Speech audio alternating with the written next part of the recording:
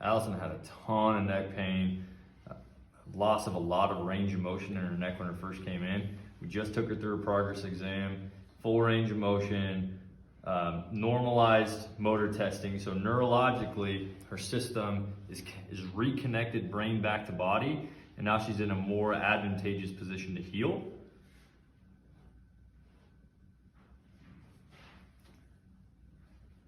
So we'll start with a C4 adjustment on the left.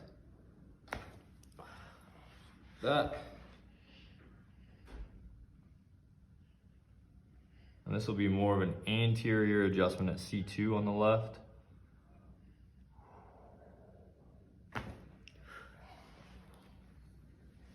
Bada bing, bada boom.